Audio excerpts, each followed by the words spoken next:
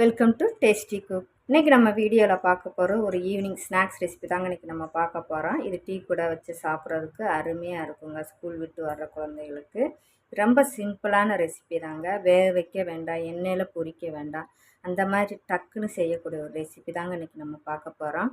வாங்க வீடியோக்குள்ளே போயிடலாம். வீடியோக்குள்ளே போகிறதுக்கு முன்னாடி டேஸ்டி குக்கை சப்ஸ்கிரைப் பண்ணுங்கள். நிறைய பேர் அன்சப்ஸ்கிரைபர் தான் பார்க்குறீங்க. ரெசிபிலாம் பாருங்கள், ரொம்ப யூஸ்ஃபுல்லாக இருக்குங்க. சேனலை சப்ஸ்கிரைப் பண்ணுங்கள். வீடியோ பார்த்துட்டு அப்படியே விட்டுடுறீங்க. நமக்கு இன்னொரு சேனல் இருக்குங்க, தேவிஸ் கிச்சன்.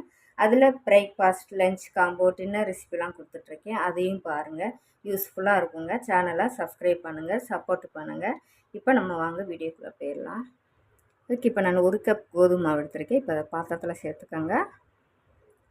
அது கூடவே ஒரு 1/4 கப்புக்கு தேங்காய் எடுத்துருக்கேன், அதையும் சேர்த்துக்கோங்க.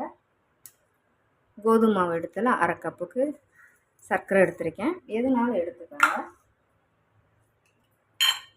இப்போ வாசனைக்காக ஒரு பிஞ்சு ஏலக்காய் சேர்த்துக்கோங்க.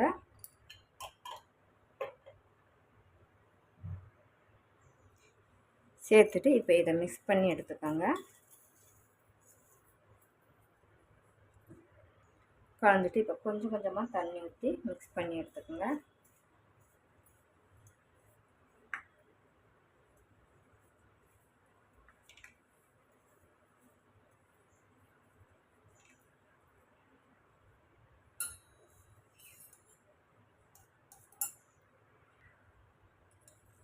இது கூட 1 டீஸ்பூன் அளவுக்கு நெய் சேர்த்துக்கோங்க. இது ஆப்ஷன் தான், விருப்பப்பட்டால் சேர்த்துக்கோங்க. ஏன்னா நம்ம வெறுതെ சாப்பிடும்போது கொஞ்சம் ஃப்ளேவராக நல்லா மணமாக இருக்கும்ல, அதுக்காக சேர்த்துக்கிட்டது. கொஞ்சமாக தண்ணி சேர்த்துக்கோங்க, ரொம்ப வேண்டாம்.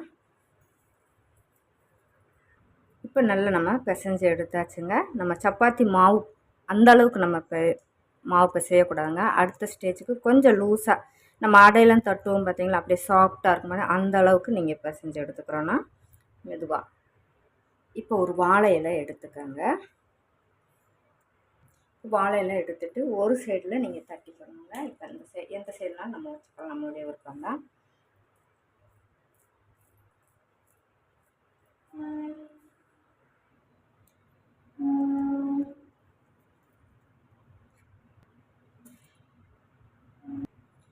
இப்போ இதை நல்லா கொஞ்சம் மெல்லிசாக தட்டி எடுத்துக்கோங்க.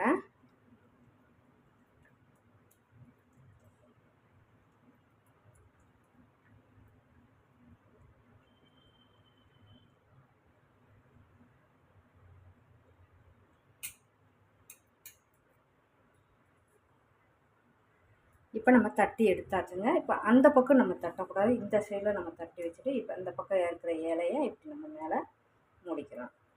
அவ்வளோதான். இதை அப்படியே நம்ம எடுத்துக்கலாம்.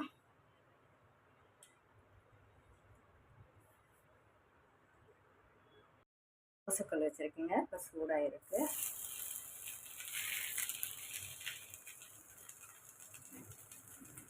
தீ நம்ம ஹை ஃப்ளேமில் வைக்கக்கூடாதுங்க. ஒரு பாயிண்ட் இதில் புரிஞ்சுக்கோங்க. தீ எவ்வளோ தீ குறைச்சி வைக்கணுமோ அவ்வளோக்கு அவ்வளோ குறைச்சி வச்சுட்டு நம்ம இதில் அப்படியே திருப்பி 2 சைடு நம்ம வேக வச்சு எடுக்கணுங்க. முழுசாக வீடியோவை பாருங்கள். இது அப்படியே இருக்கட்டும். தீ கம்மியாக வச்சுக்கோங்க. லோ ஃப்ளேமில் எவ்வளோ கம்மியாக சிம் இருக்கோ அவ்வளோக்கு வச்சுக்கோங்க. இதில் 1 செகண்ட் மூடி போட்டுக்கோங்க. இப்போ இதை எடுத்துட்டு மறுபடியும் இந்த பக்கம்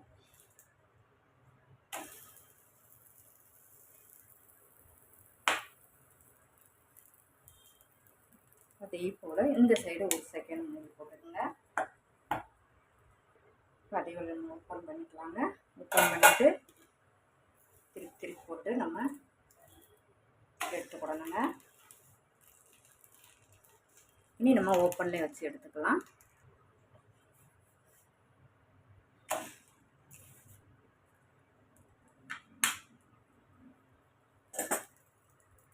நீங்கள் தீ கம்மியாக வச்சுட்டே நமக்கு வேக வைக்கணுங்க. அப்போ தான் நமக்கு நல்லா வேகும். அதே மாதிரி அடை தட்டதும் நல்லா மெல்லிஸாக ஒரு சைடில் தட்டிட்டு ஒரு சைடில் அப்படியே இலையை போட்டு இன்றைக்கி நான் செஞ்ச மெத்தடில் செஞ்சுட்டு பாருங்கள். இது வரைக்கும் இந்த மாதிரி ரெசிபி செஞ்சு சாப்பிட்டுக்க மாட்டேங்க. இதுக்கு பேர் கேரளா ஸ்டைலாக ரொம்ப ஃபேமஸானங்க, ஓட்டடைன்னு சொல்லுவாங்க.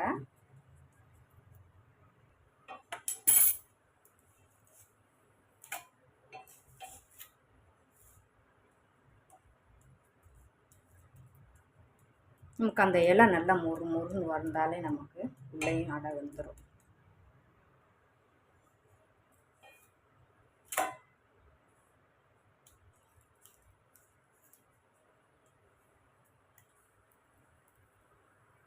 இப்போ நம்மளுடைய ஓட்டடை கேரளா ஸ்டைலில் பார்த்துருக்கோங்க, ரெடி ஆயிடுச்சு. இப்போ நம்ம எடுத்துக்கலாம். பார்த்தாலே உங்களுக்கு தெரியும், இலையெல்லாம் நல்லா மொறு மொறுன்னு வெந்துருங்க. நமக்கு கம்முன்னு எனக்கே வாசனையாக இருக்குது, ஜம்முன்னு மணக்கு அந்த இலை வாசனை.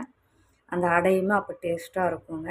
ட்ரை பண்ணி பாருங்கள், புதுவிதமான ரெசிப்பிங்க. இது வரைக்கும் செஞ்சு சாப்பிட்ருக்க மாட்டீங்க. இன்றைக்கி நான் செஞ்ச மெத்தடில் செஞ்சு பார்த்துட்டு எப்படி இருக்குன்னு எனக்கு கமெண்டில் சொல்லுங்கள். இது மாதிரி ரெசிபிஸ்லாம் வேணுன்னா கமெண்டில் கேளுங்க. நிறைய ரெசிபிஸ் போட்டிருக்கேன், போய் பாருங்கள், யூஸ்ஃபுல்லாக இருக்குங்க.